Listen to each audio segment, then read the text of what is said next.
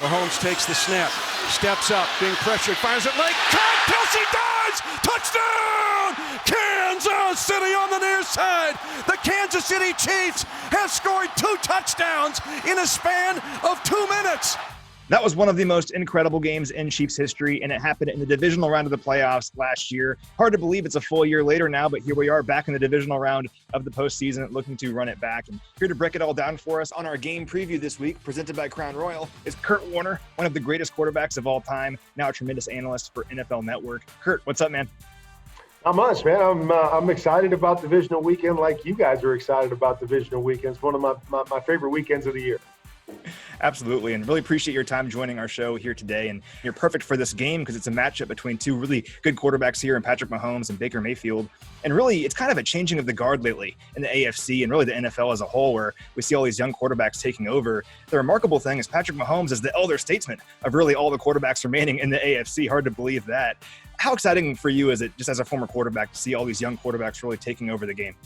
Yeah, I mean, I think this weekend is it's a great weekend for so many things. But when you look at it, you've got the NFC side that has 3 quarterbacks that are 36 or older, right? 2 guys that are 40, the guys the greats that have played our game that you just sit and go, okay, how much longer do we get to watch these guys play? And then you look at the AFC side, and the AFC side is made of a bunch of guys that are 25 or younger. And so I think it's exciting. You want to feel like the league is in a great position for the next 10 or 15 years at the quarterback position. And I think this weekend speaks to that. So you have to feel good about where the league is right now with the young quarterbacks. And, you guys know in Kansas City, I mean, Patrick is kind of the pick of the litter right now of the young guys. But who separates themselves to the point where they're able to compete with Patrick Mahomes for the next 10 years? Because I'm not sure who that guy is yet. But I'm glad that we've got a number of guys that are vying for that position.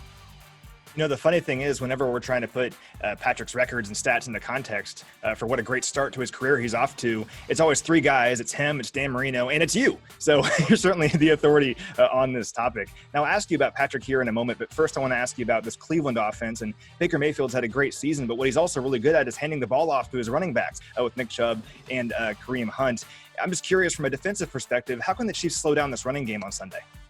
Well, I mean, they're going to have to commit to it. I mean, the bottom line is that, certain games you go into and you say, okay, we've got to force this aspect of the game or this particular player to beat us. And if you're the Chiefs, you have to go into this game and say, we got to force Baker Mayfield to beat us. We've got to force him to go swing for swing with our guy. And we believe our guy is going to outswing him, but we've got to force that to happen. We can't allow them to do what they want to do, and that's run the football. And they've got a 2-headed monster. Their offensive line can be dominant. And you guys know, you look at the Chiefs over the last 2 years, they've only really lost a couple games with Patrick under center.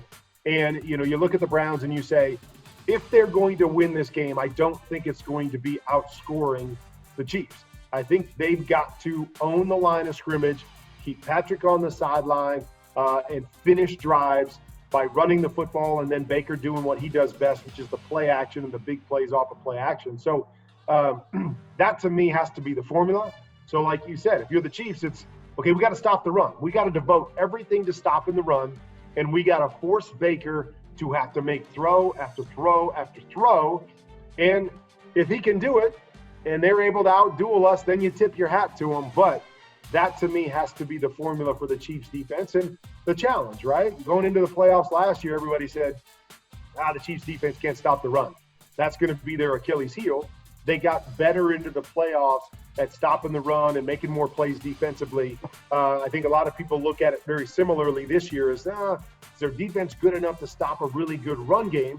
Because they're going to probably see a couple here or have the possibilities of seeing a couple here before they go to the playoffs. Go to the Super Bowl. Do they have what it takes to be able to stop teams that can run the football? And their first big challenge is going to be this weekend.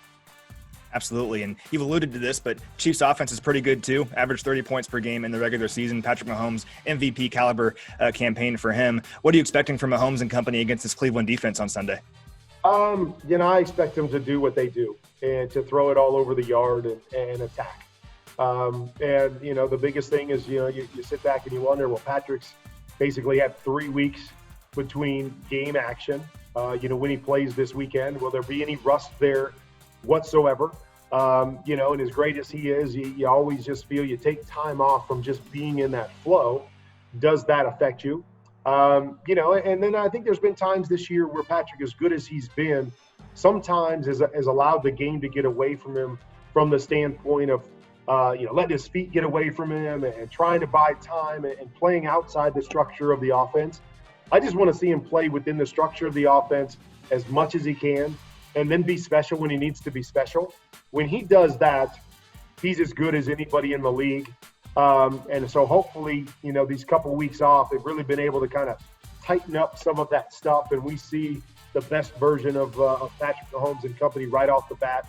But nonetheless, I still expect them to score points. I still expect them to make big plays. But how efficient can they be, I think will be key.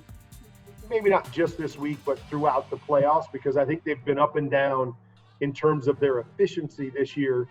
Even though they're talented enough to overcome it in most situations, playoffs is always a different beast. Patrick Mahomes has played in 5 postseason games during his career. He's 4-1 in those games, led the Chiefs to at least 30 points in each of them. Only loss was to the Patriots in the AFC Championship game back in 2018, but won 3 straight, looking to make it 4 straight here in this one. All right, Kurt, prediction time. Who wins the game on Sunday? What's the final score? I'm with the Chiefs. I'm not fully confident in the Browns and what they have defensively first, and then just that Baker can go swing for swing with Patrick. Even in the game last week, they got so many things to go in their favor early and got a big lead, but you even felt like at times later in the game that Pittsburgh had kind of settled in and were starting to make some moves and were coming back, and that Cleveland really didn't have a lot of answers in that regard. And so I think without question that the Chiefs are going to outscore them in this one. And I'm not even sure it'll be that close. I think they'll win by double digits for sure. But I think all of us at this time that aren't Chiefs fans are hoping that it's a lot closer than that, hoping that it comes down to the wire. But I'm definitely picking the Chiefs in this.